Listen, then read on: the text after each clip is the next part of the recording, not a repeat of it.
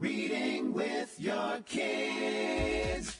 Hola, ni hao, konnichiwa, assalamu alaikum, shalom, mahaba, ciao, bonjour, namaste, jumbo, bienvenidos. Hey, my name is Jedley.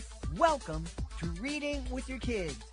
We are coming to you from the beautiful, wonderful, historical neighborhood of Reedville, located in the southwest corner of Boston, Massachusetts. We are so honored and absolutely delighted that you're joining us in our mission to help all families grow closer through reading. We do that by sharing fun, thoughtful, and thought-provoking conversations with fascinating people who just happen to be writing books for kids of all ages. You can join us in this mission by telling all of your family and friends about the show, telling your kids' teachers, their principal, guidance counselors, a librarian, and letting them know that they can hear us on the WREB AM/FM 24/7 radio network, and they can find us on the iHeartRadio app, on Spotify, Apple Podcasts, Good Pods, Podcast Addict, Amazon Music, CastBox, Audible, Player FM. Wherever you find your favorite shows, you can find Reading with Your Kids. With great guests for you today. First up, Mike Binder and Chuck Dillon are here to celebrate their brand new picture book. It's called Panda. This is a really fun conversation that goes in a bunch of different directions. You're going to love it.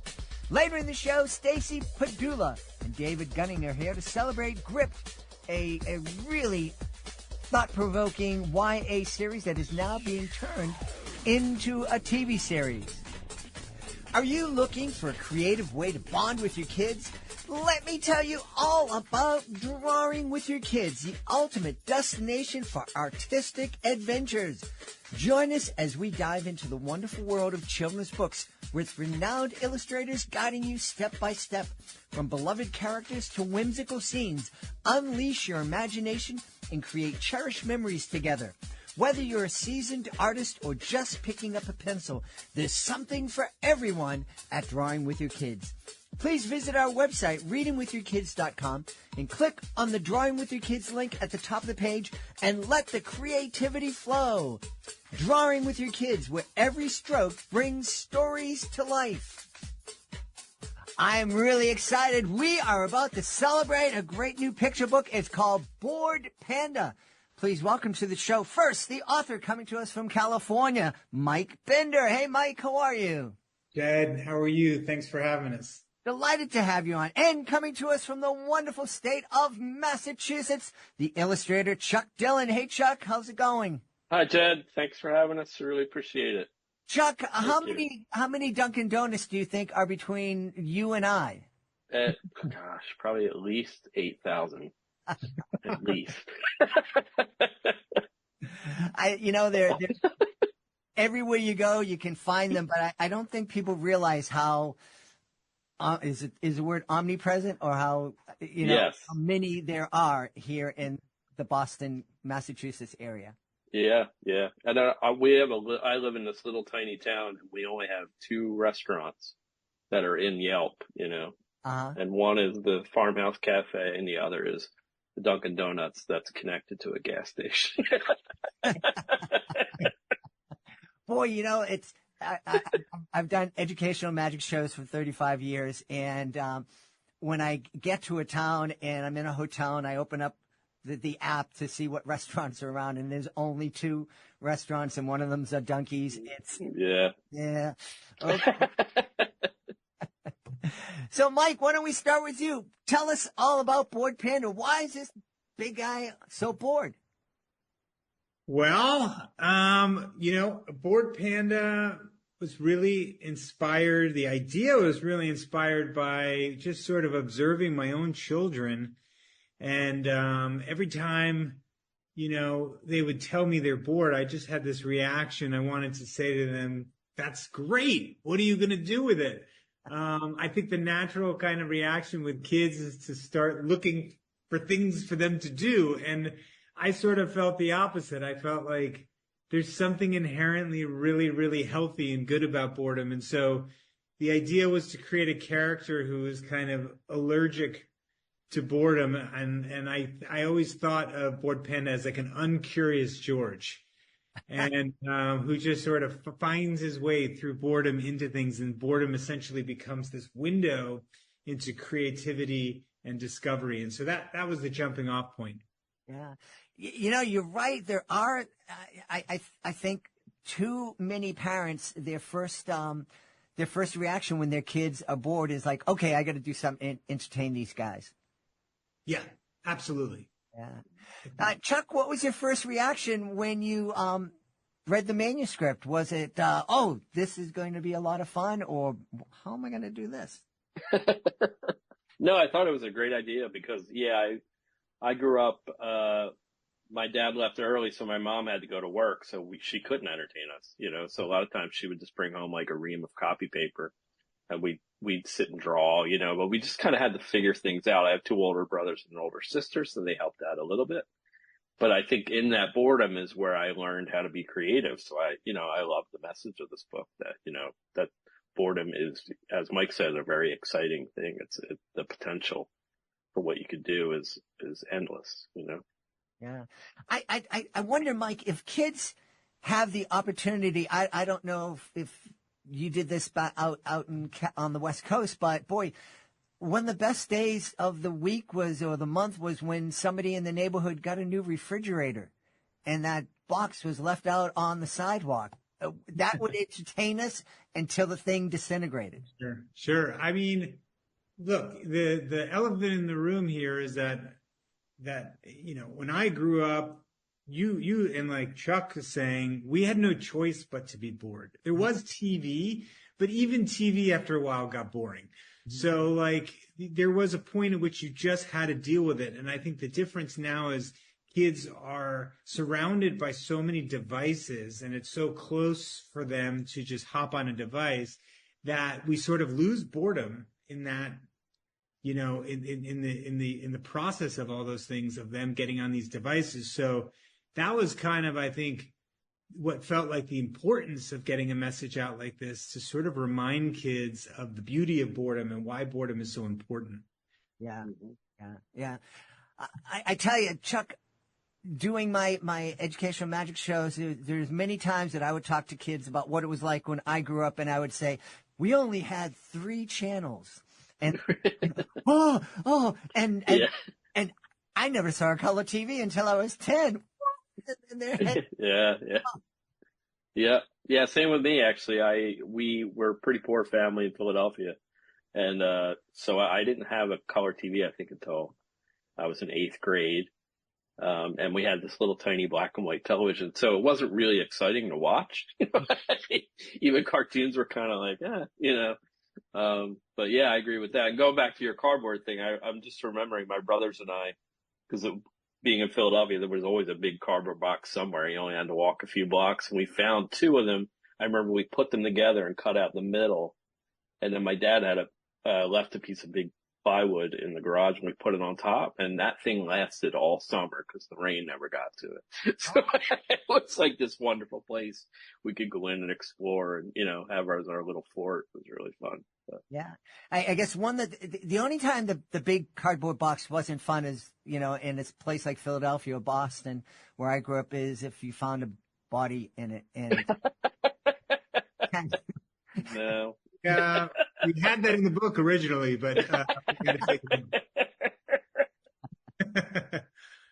Now, Mike, the character of a panda, was that always the case, or were you just playing around with how can I express this idea that boredom is so cool? Well, I was aware of this website, Bored Panda. I started a website back in 2009 called Awkward Family Photos, and we collaborated quite a bit with this other website called Bored Panda, which I became kind of very familiar with over the years. And I actually got to know the people that ran the website, and they have a little panda that's kind of their icon on the website. And the website's all about, and what I loved about it was it kind of featured these like really unique niche artists doing these like really strange things. And it would sort of make their content viral through this website. And so that was kind of the beginning of it, was reaching out to them saying, hey, would you be interested in doing a children's book? So that's how I kind of that's how the Panda came into the picture. But I love the way that website really featured kind of all of these very creative people and uniquely creative people. So that was a part of the evolution of this book. Cool. Chuck, is this the first time you've worked with Mike? No, we have 3 other projects we worked on together. I've done highlights, hidden pictures for many years. Oh. And Mike kind of contacted me out of the blue and wanted to do an awkward family photos, hidden pictures for immature adults. So it was basically a chance to kind of break loose from the highlights for children box that we were in, and just kind of do some crazy things and hide things. So I helped Mike kind of assemble, I suggested some names, and he assembled a team of hidden picture artists, and we did, very immature hidden pictures. So that was really fun. It was amazing, I stalked Chuck. I think you got to be really like honest about this. I had started doing all of these hidden picture puzzles over during COVID with my own children. And as we were doing all these puzzles, there was sort of certain art, because they have the illustrator's name under the puzzles and the hidden picture puzzles, the highlights ones. And so I started to notice that the Chuck Dillon puzzles were particularly amazing. And so when I had this idea to do kind of like a hidden pictures puzzles for adults, I immediately just did everything I could to find Chuck. And Chuck was really the center. He was the one who connected me and introduced me to that whole world. But after that, I remember thinking just like, if there's anybody I want to do a book with, because I had been writing children's books at that time, but I just knew that I wanted to do something with Chuck. So we kept in touch. Thank you. Mm-hmm. And then Chuck, then Mike asked me to do the most serious fart, which has 300 hidden butts in it. That was just kind of a happy accident, but so it's a very funny story about a fart that takes himself way too seriously, and he kind of learns to embrace his smell and his silliness, and that was kind of a commentary, as Mike has said, on the state of things. People were just not really laughing at anything anymore, or laughing at themselves particularly. And so he wrote that book. Like you can speak better about that than I can. No, I mean, that's exactly right. I think that was during a time when it felt like, man, we've got kids. We've scared the hell out of kids with COVID, and giving them enough to laugh at. And I felt like silliness had sort of gotten lost in all of that. And so that was really like, for both Chuck and I, just an opportunity to write something that really embraced the importance of silliness. And like Chuck said, the character is sort of learning to not take himself so seriously. I love that. I love fart humor. Get myself in trouble a few times telling fart jokes to 600 kids at a school assembly. But hey, you're preaching to the choir here. So don't worry. That's right. Yeah, my wife did not appreciate all the research I put into that book. I don't know if I should ask what that. Probably best not. I was just at a kids con in New Hampshire, and there was a gentleman there who also wrote a fart book. And my question to him was, how do you illustrate a fart? And he had a very unique way. Chuck, how did you illustrate a fart? Jed, now that I see your face, I think that was me. I was sitting diagonally across from you. Are you kidding? No, I'm not kidding. No, it was right. Oh Nashua, my right? God, that's hilarious. Yeah. I was about to say, who wrote this other fart book? I want to know who this person is. Oh man. Okay, now. Well, it's funny. I just finished the Costco Monopoly board, which was a super complicated project. Very busy, very, full of illustration. It took me like a year, a little over 14 months, I think. So when Mike approached me to do this, fart book, he basically said, like, do you remember those, like, Mr. Bump, or Mrs. I don't know, I forget what they were called, like Mrs. Sunshine. They were all they're happy. Yeah, right. But the books are very simple, very minimal backgrounds. And so I was like, oh, okay, that really gives me like a good launching point. And so I wanted to do watercolor, and I just started making really messy, gross watercolor splashes and things. And what's funny is they were all brown. And I remember my wife coming up and be like, they can't be brown. I was like, but it's a fart. She's like, it can't be brown. She's like, you just got it. So with Photoshop, I scanned those in, and a few of them kind of looked like kind of characters to them. And then with Photoshop, I kind of added, different effects. But the text that Mike and I had back and forth and the emails were really funny because, we're talking very seriously about a fart. And he's saying, like, I think the fart would have legs. And I'm like, yeah, but it floats, like. Went deep. Really funny. Yeah, really deep. Now I know why some traditional publishers put a firewall between the illustrator and the writer. Yes. Exactly. I don't want this fart-filled text going back and forth. Yeah. Yeah, and our next book was The Bravest Booger. So we kind of the same thing where you have to make, not only a fart lovable, but we had to make Beatrice the bravest booger. We had to make her, lovable as well, but also kind of gross. And I remember because I wanted to do her really gross. Like I was going to do like photographs of like orange, like green slime with like popcorn in it, like all these different things. And I remember my wife and Mike and I think our agent Janine was like, it's way too gross. Like it's not cute. I was like, all right. So I kind of had to go back to the drawing board and, figure that out. But it's a lot of fun, to kind of figure out who this character is because you basically have to spend time with them in your sketchbook. Mm-hmm. And then you slowly start to see them come to life. And it's really interesting to me, Yeah. And Chuck created these incredible worlds. I mean, in Most Serious Fart, it's like a whole world of farts. It's really, really like so well thought out, so intricate, so detailed. Mm-hmm. Same thing in The Bravest Booger. The world inside the nose. Like, what does that neighborhood look like? And so to me, it was like, we didn't want to just make like a gross out book, it was like, how do we bring some sophistication to boogers and farts? That's the challenge, because we want to tell ultimately somewhat of a complex story about something that people usually look at as just, oh, that's gross. So that was the fun of it, I think. And Chuck is like the only illustrator I know who could take that on and do it in like a really smart way. Oh, thanks. Thank you. Mike, any other gross characters you're percolating in your head? No, I don't know. Like in my neighborhood, all my neighbors, they love to tell me what the third book should be. Everyone likes to have an opinion on what other bodily functions we can do. But I think having, now transitioning to Bored Panda, it's nice to get a little bit outside the bodily functions. I think we did it.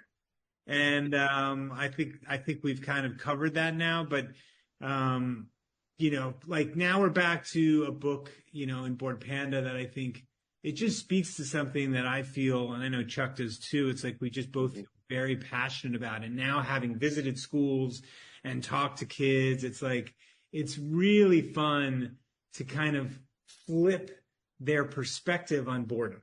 And I always love flipping a concept. And in this case, it's like, you start by asking them how many of them have been bored and how do they feel about boredom. And they all start by saying, bored, it's the worst. But then you talk to them about how boredom opens up all these possibilities and all these discoveries. And by the end of the conversation, they're ready to go home and be bored. And that's exciting, I think, to us, to get kids feeling that way. Yeah. And adults too, I feel like. 100%. Yeah. Oh, yeah. Yeah. You go out to restaurants and you see, a table full of people and everybody's scrolling on their phones. Right. We don't know how to be bored. We don't know how to be bored anymore. We don't, I think as a society, we are uncomfortable with being uncomfortable. And so it's like the phone is the quickest way to solve that problem. But, it's like Chuck said, and like you said with the box, and I see it with my own son, when you force your kids to be bored and say, well, you got to deal with it. within 10, 15 minutes, they're doing something really creative or something that they wouldn't have thought of doing for that day. It really never disappoints. Yeah. They figure it out basically. And that's true too with like my son. Sometimes I'll ask him to do something and I don't know how to do that. And I could sit there and explain, but I know it's easy. And so I say a lot of times, you'll figure it out. And I just walk away. You know what I mean? Instead of like as long as it's not too complicated, obviously. But it's the same thing, with boredom. Like they'll figure it out. They'll find a way to have fun. It's really cool to see it kind of unfold. I remember I was running an after school program, back 40 years ago. And, I remember my boss was horrified because I established this half hour when the kids arrived at the after school program, got off the bus. I said, first half hour, it's free time. Do it. And the idea that I would give kids a chance to interact together in an unstructured way just horrified the educators at that program. That's so interesting. What happened? What actually happened when the kids were Lord of the Flies? Had a blast. Some kids went and played played catch or whatever, got a ball out, and some kids would sit and read and talk. But it was a time that they really looked forward to. And thankfully, I was loud enough to tell the educators in the program that I was going to do it. They got I love that. Awesome. Good for you. Yeah, that's great. Are you guys working on any projects together right now that will be coming to life in the future? There's always something percolating with Chuck and I. We are working on a project, that is a story about a dust bunny, actually. So that's probably the next thing up, and we've been working on that one for a little bit, just kind of waiting for all the particulars to get settled. But we're definitely, I mean, I want to keep working with Chuck as long as he'll allow me to, because I think just like together, and it really is, when we work on a book, I see it as extremely collaborative. He's helping me, and in terms of what the words are, when I see his illustrations, like, it really helps me. And sometimes I end up modifying or changing things. And, we're just always in constant conversation. So like you said, it's sometimes they wall off the illustrator and the writer. But I think in this case, it really lends itself to the final product, having the ability to kind of keep the conversation open. I agree with that. Yeah, it's really fun. I have you guys ever, or do you ever do school visits together? I know you're on different opposite sides of the continent, but I imagine a Mike and Chuck school visit would be a lot of fun. If the publisher wants to pay for that.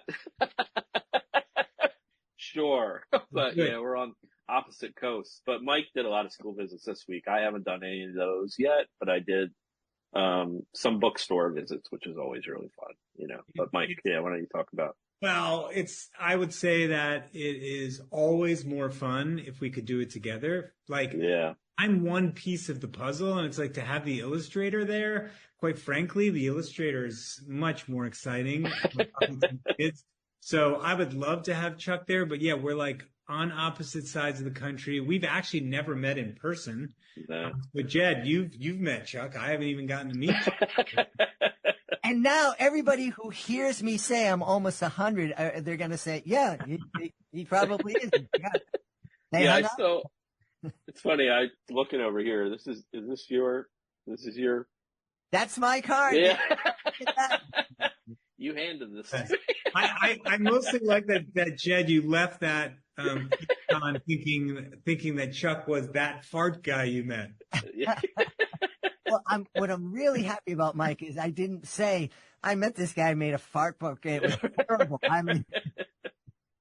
Right. Yeah, I'm part of the National Cartoonist Society, and I hang around with some of the best cartoonists in the entire country. And my friend Nick Galifianakis, who's an amazing cartoonist said, it's a funny compliment. He said, Chuck, your work is amazing. You've done some beautiful things, but you have to realize you're going to be remembered for the fart for the rest of your life. I mean, could there be standard tribute? I mean, I would hang that up on my wall. Absolutely. Yeah. Absolutely. Very funny. I love it. I love it. We should tell folks where they can go to find out more about Bored Panda and more about both of you. Why don't we start with the guy that I hung out with and forgot all about, Chuck. Yeah, my name is Chuck Dillon. It's Dillon. You can find me on chuckdillon.net or Instagram. I think I'm just search Chuck Dillon. I'm on there. Awesome. Yeah. And Mike, we know we have to look for you on the West Coast, but where can we look for you online? You can find me in so many places, Jed, but I'm on Instagram at I am Mike Bender. That's kind of the only social media I can tolerate at the moment. And then, you can find me at Awkward Family Photos, which is still going after all these years. It started in 2009 and at Awkward Family Photos. Sometimes I pop in over there, but, the book is available wherever books are sold. I think, Chuck and I always try to push people to independent bookstores, local bookstores. We love our local bookstores. So encourage people to go there, but the book is truly everywhere right now, and we hope people will go out, read it, and just get bored. Yeah. Yep. All right. And we always encourage folks to also go to their public library and request the books there. So absolutely. Here's a challenge: request Bored Panda and also request the fart book. I think that could go over. Most serious part. The most serious part. Awesome. We've had a great time speaking to the author and illustrator of Bored Panda. Our guests have been Mike Bender and Chuck Dillon. Guys, thanks so much for being with us. Thank you so much. Thanks for having us. Appreciate it. Hey, my friends. Would you like to bring a little warmth and magic into your home? Let me introduce you to Welsh Mountain Candles, hand-poured on a working Amish farm in Lancaster County. These all-natural, toxin-free candles are made from palm wax with a stunning crystallized glow, rich coconut apricot wax for a creamy finish, and essential oils for a pure, refreshing scent. Whether you're winding down, setting the mood, or just love a great candle, Welsh Mountain Candles are crafted with care and made to be shared. Visit welshmountaincandles.com.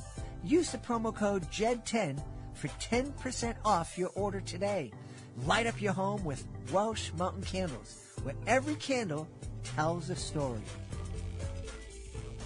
Before we invite our guest into the studio, I would love to invite you to visit a very special website. It's clownswithoutborders.org. Clownswithoutborders.org. This is a group that I absolutely adore. I am part of Clowns Without Borders, and I had the honor of being part of the 2023 tour of El Salvador. I had so much fun joining with artists from all over the world to bring a smile to people who really needed it and really appreciated it too. And we would love for you to join us as a monthly Joy Maker. The Joy Makers, they're a family of people just like you who love to laugh and make other people feel good. So please take a moment and visit clownswithoutborders.org and consider joining me as a Joy Maker. I am very excited. We have two wonderful guests who are going to be celebrating the Gripped series, a great YA series, talking about some pretty important and heavy issues. First, joining us from Plymouth, Massachusetts, where it all began, Stacy Pedula. Hey, Stacy, how are you? Hey, I'm doing great. Thanks so much for having me. I love having you on. You know, the one thing when people come to Massachusetts, friends and relatives, and they say to me, they go, oh, I got to go to Plymouth. I got to go down and see Plymouth Rock. And I always tell them, nah, you don't. Nah, you don't. Come on back here. See this rock over here? Same thing, except the one in Plymouth is in prison. But, yep, that's pretty accurate. So it's good advice. So you are the author of the YA series Gripped. I am, yes. And its spin-off series, Montgomery Lake High. So both series. Montgomery Lake High came first. Grip serves as a prequel and a sequel to that series. Awesome. Also joining us from the great state of Florida, David Gunning. Hey, David, how are you? Hey, Jed, doing well. I appreciate you having me on. Stacy, good to see you as always. Good to see you. I understand, David, you are involved in taking the Grip series and adapting it for television. That is correct. Years ago, Stacy and I had essentially come together and, we started talking about books and series and what we like to read. And she had gotten into how she had created her own book series. And then I began to know her as an extremely well-known writer. And being out in Los Angeles and involved in television and film production in Hollywood, we both kind of melted our minds together and we said, hey, why don't we try to turn this into something on the screen? So that's what we did, and that's kind of where we're at. We're in the process right now. Awesome. So, Stacy, let's get into what Gripped is all about. Who are we going to meet, and what kind of issues are we going to be talking about? So Gripped follows multiple storylines and multiple timelines, and writing it that way allows me to get characters very well acquainted with the readers, because you're learning their backstories through flashbacks, and then their present day dilemmas and so forth. So my two main characters are Kathy Kukeli and Taylor Duncan. Taylor is the main character of the present day story, and he was an acclaimed college football player, seemingly destined for the NFL. Ever since he was a child, everyone thought he would make it all the way. Great kid, wonderful family. And unfortunately, he suffers 2 grueling knee injuries and needs 2 surgeries. And as a result, is put on some pretty heavy pain medication. Now, his doctor wasn't necessarily aware that addiction runs in his family.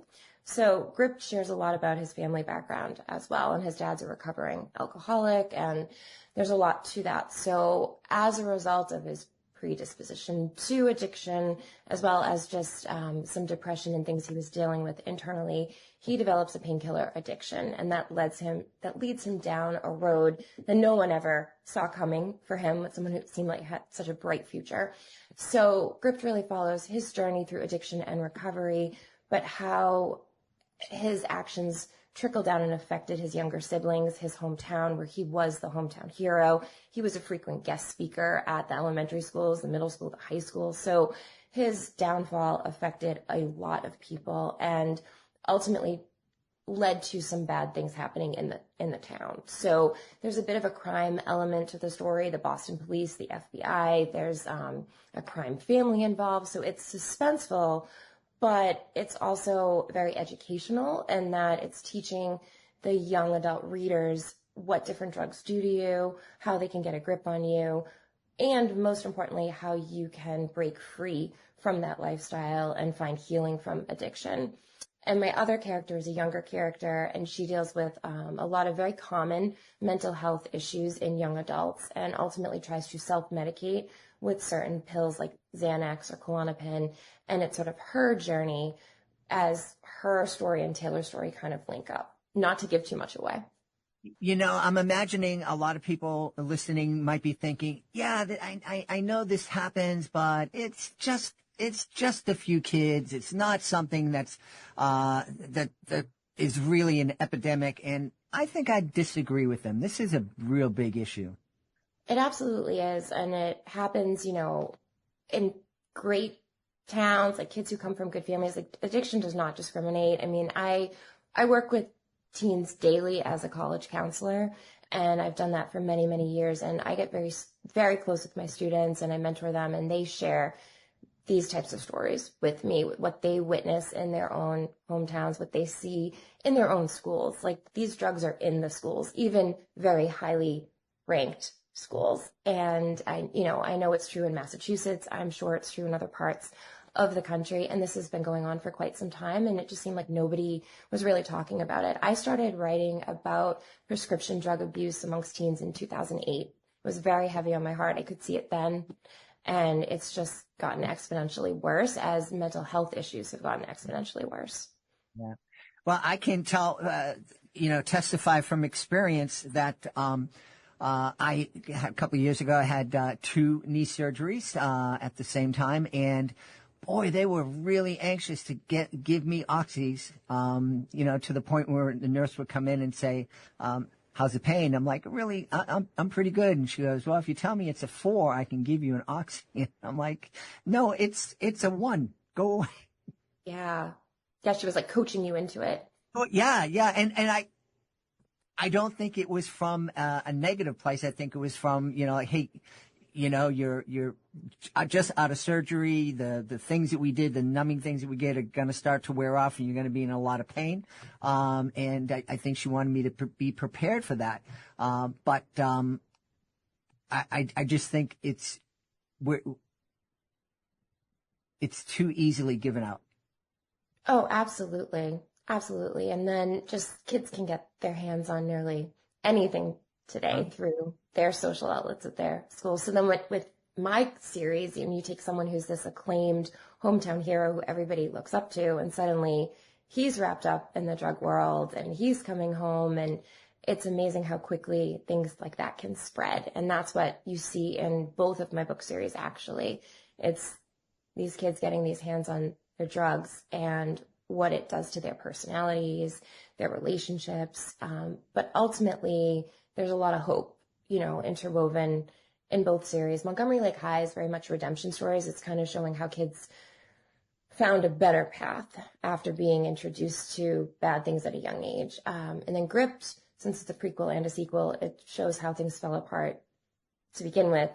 And then it's like how things can get better. David, what was it that caught your attention to the point that you wanted to work and create the series? So Gripped really hits home hard for me.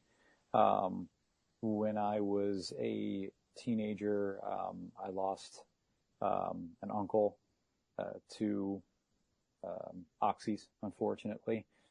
Then I saw several other kids in the community fall victim to basically what I would, consider to be, a major issue. Mm-hmm. I think David has left us or has been overwhelmed by his thoughts. I'm sure he'll be back in a moment. Stacy, in the meantime, was there something that inspired the creation of these 2 series?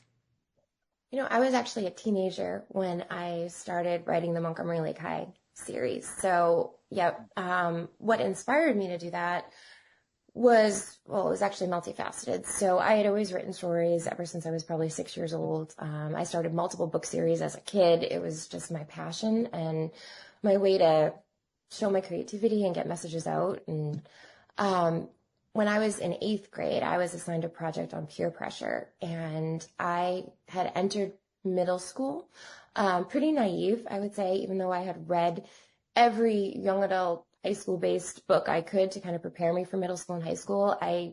What those books painted just was not realistic. And when I entered middle school, I saw how cruel kids can be. I saw the substance abuse issues. I saw the identity issues. I saw everything. And I was like, these books did not address this or prepare me for this at all. So when I was assigned a project on peer pressure, I had a month to do it. So I'm going to write a book, a really realistic book that would be a wonderful tool for people like me who, were wanting to learn about this and prepare themselves for this before they faced it. And that ultimately ended up being the first draft of Montgomery Lake High #1, The Right Person. So I was 13 and I just fell in love with my characters, didn't want to let them go. So in high school, I wrote 2 more of those books. And then after college, I found them and said, wow, these were written by somebody who was that age, right in the midst of that battle. What somebody truly cared about, at that age was on those pages. And I thought these could really help some kids. So that's when I started editing the books and adding to them, putting in some bits of wisdom I had gleaned along the way, and then writing additional books to connect to the ones that I had ultimately written as a teenager. Oh, cool. David, you kind of froze on us after you started telling us that you were inspired to work on this series because you had lost an uncle to opioids. Can you continue on from there? Yeah, absolutely. Sorry about that interruption. Yes, so, I had lost my uncle at an early age. He fell victim, unfortunately, to, OxyContins. And it was a pretty painful moment in my life. It's something that comes across my mind still frequently. And, this was nearly, it was over 20 years ago. I think that it's important to get the message out as far as, teens, drug abuse, and also how, it's involved in sports and how, unfortunately there's always been this, parental, I don't want to call it a cover up, but it's more or less like, if we ignore it, it doesn't exist. Right. Mm-hmm. Whereas my thinking is, no, let's put the story forward. It should be in front of everybody's faces, so that we can see what's going on. That way we can attempt to tackle the problem as opposed to just ignoring it. If you walk around with your eyes closed, you're not really going to be able to see much. But if it's right in front of you, well, you've got to figure out, how to fix the issue. So, I'm a huge football fan. So, putting football and also bringing awareness to the opioid issue was a big selling point for me. So, I really believe in Stacy as a writer, as a friend, and, I believe that this can really take off as long as, it's in the right hands and we produce it properly. And I think we can get the right message across, not only on a national scale, but, even outside of here, because it's not like, drugs only happen in the United States. I'm sure they're all over the place. So yeah, if we can save a couple lives, by putting together a solid television show that gets a message across, I'm all about it. Awesome. Where are you in the production journey? Have we already gone to videotape? Are we in negotiations with streamers or networks? So Stacy and I teamed up with a gentleman whose name is Mark Blutman. He was the creator of Boy Meets World. A few years back, he won an award for ghostwriter. An Emmy. He's very well known, and he's been working with his management team and making sure that we're in the loop and we're all working as a unit. And we've been shopping it across all types of different studios, production companies throughout Hollywood. Hollywood's had a couple bumps lately as far as strikes go, writers, actors. The industry has really morphed and changed. So we're trying to evolve along with it, at a steadfast pace so that we can ensure that the project lands into the right hands. We're working on getting the right attachments as far as actors and directors go. So once we get all those puzzle pieces together, hopefully everything lands in the right place and we can be full systems go. Yeah. One of the things that I was surprised at when I started reading with your kids and had my first publisher on as a guest and found out that it can take 3 to 4 years from the time a publisher buys a manuscript until that picture book hits the bookshelves. And that really blew me away. I'm guessing that the process of taking a book and adapting it into a television series can take even longer. Definitely, with everything going on today between COVID and the slowdowns and then the strikes and everything that has happened, that is absolutely true. Yeah. Stacy, because reading a YA book is different than watching a television series, so you just can't open up the novel and just start, doing, you have to adapt it. Are you having any misgivings, or is it hard for you to let go and see a team take your original work and kind of adapt it and change it in some ways? No, no, not at all. We've worked very, very closely with Mark. I worked on the first draft of the pilot episode myself with one of my interns and floated it over to Mark. And then Mark rewrote it, made it what it needed to be, but consulted me about it every single step of the way, which is amazing. So I will be a part of the production team. I will have some say in things. And what was most important to me going into this project was making sure I was partnering with people who share my vision for what the project should be. And I'm blessed to say both David and Mark absolutely do. So they have my full confidence. That's great. And David, how exciting is it for you? I know that this is a project that is important to you, and how excited are you that you're moving forward with this and getting closer and closer to having Gripped on the screen? Well, it's certainly a privilege, and it's wild to just kind of see things unfold day by day. Things just come into your life and when you least expect it.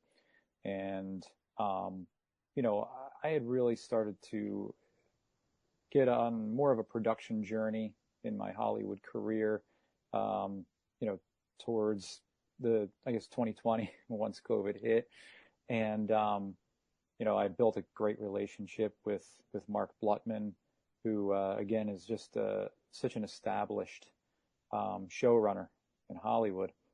And it was like all the worlds were kind of colliding between, Gripped with Stacy, building my relationship with Mark, and then the issues of the opioid crisis and football and everything else that, comes along with the storyline, all of that meshing together. It's like, the perfect project to be attached to.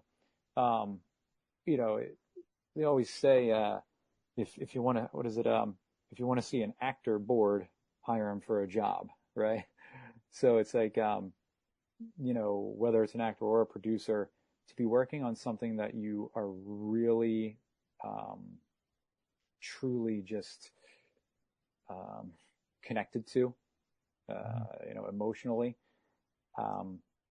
it makes the project that much more exciting because you want to make the difference.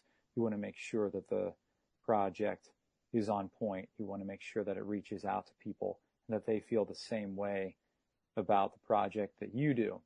So it's the constant, pushing forward and striving for excellence within a project that you really, really care about. And that's what's important to me. Awesome. Stacy, I understand that you are the publisher of one of our favorite books, Trumpet, The Miracle Wolf Pup. What other kind of books are coming from your publishing house? Oh, gosh. So Briley and Baxter Publications publishes a very wide variety of genres. Originally, I started the publishing company after I had already been a published author for about 9 years. I pulled my books from my publisher so that I would have full autonomy over them for the TV adaptation, ultimately. And then in about 2021 or so, I opened up the company to outside authors and received an influx of manuscripts across, like I said, a wide variety of genres, everything from nonfiction to fiction to tons of children's books to self-help books to Christian books. I mean, you name it. So we have published now over, I think, 120 books, a lot of local authors to New England, specifically even right here in Plymouth, Massachusetts, and all the way across the country. So yeah, I mean, you can go on our website and see any of our upcoming new releases. There's anything you specifically like to read that I could recommend to you? Any, you like the Wolf Pup books, right? Love Trumpet, yep. And, yep. Yes. And I understand we have a couple of more of your authors coming on the show, later this year. Yes, I believe, is LaTanya Pinkard. She's booked with you. Yep. So she was the English professor on the TV show Last Chance U. So her book, Nate and His Magic Lion, is a wonderful, wonderful children's story. Another one we have coming up, I don't know if she booked on your show, but this will be coming out soon. Bradykins global adventure, which is like a volunteer mission, but with adorable dogs all over the world. So that will be coming out this fall. We're very excited about that one as well. And then NBA coach Brett Gunning will be coming on with me to discuss the On the Right Path children's book series, which I co-authored with him. Wonderful, wonderful. Tell us the website people can go to find out more about your company. Sure, it's Briley, Briley, BaxterBooks.com. And then my own books is just my name. It's Stacy, Stacy, Pedula, Padula.com. Wonderful. And David, is there a website where we can learn more about Gripped, the series, or learn out more about you? Well, anything Gripped related, you can certainly go to Stacy's website. She has all the lowdown and the scoop and details on there. If you wanted to find out more about myself, you could visit my production company website, which is called Dulco Cut Productions. And it's simply dulcocutproductions.com. Pretty straightforward, but yeah, you can catch my bio, see some of my work. And, yeah, we have our past films and library there. And we also have a merchandise line as well that we sell, hats, T-shirts, all that jazz. So, awesome. Yeah, kind of full service. Very good. Very good. We've had a great time speaking to the team that are going to be bringing Gripped to the little screen. What do you call TVs now? To your favorite device in the very near future. Our guests have been David Gunning and Stacy Pedula. My friends, thanks so much for being on Reading with Your Kids. We hope you've enjoyed this episode of Reading with Your Kids and will join us for the next exciting episode of the show. In the meantime, please be sure to connect with us on social media, facebook.com/readingwithyourkids, at Reading with Your Kids on Instagram, and at Deadly Magic on X. We have a great YouTube channel. It's youtube.com/readingwithyourkids. And our website, readingwithyourkids.com. If you are an author, you absolutely want to visit readingwithyourkids.com. There's an author's click here button up at the top of the page. Click that button. You can find out all about ways you can be a guest here on the podcast. Being a guest is fun, it's easy, and it gives you the chance to tell thousands of Kidlit fans all around the world about your fantastic children's book. We also want to let you know about our brand new series for kids. It's called The Real Magic Podcast, starring Daisy, Calvin, and Augie, three wonderful stage-hands who are a pit bull, a beagle, and a border collie corgi mix. Really strange. The show is so much fun, and I think you are going to love it. That is available to you wherever you find your favorite shows. Of course, we love iHeartRadio, Spotify, Apple Podcasts, Good Pods.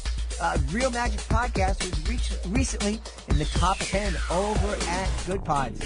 So check it out today. We also have a website. It's realmagicpodcast.com, and podcast is spelled PAWEDCAST. Want to thank the folks who made today's show so wonderful, starting with our guests, Mike Binder and Chuck Dillon. Please be sure to check out Panda. Also want to thank Stacy Pedula and David Gunning. Please be sure to check out Gripped. I want to thank my amazing team, Fatima Khan, Chris Doherty, Rory Grady, Stella Sheree. I want to thank my beautiful wife for all the support she gives me.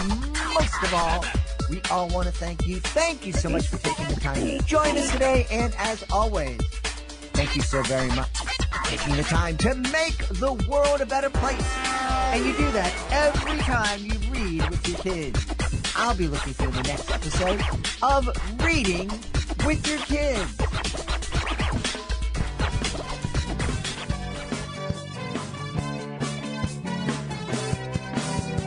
Kindness is quite magical, and respect is magical too. When you travel as much as Gently does, the magic comes right through. But he's not alone in his quest, he's got some helpers in his crew. 3 dogs that help him stage his show and bring it right to you. Real Magic Podcast, it's so much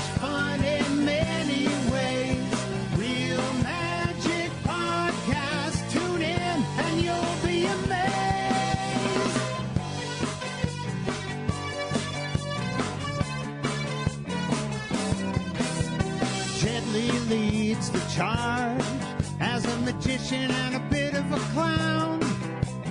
Calvin is a goofy pit bull who never seems to be down. Augie is a grumpy old beagle, or is he really a basset hound? And Daisy is a border collie wiener dog that knows her way around.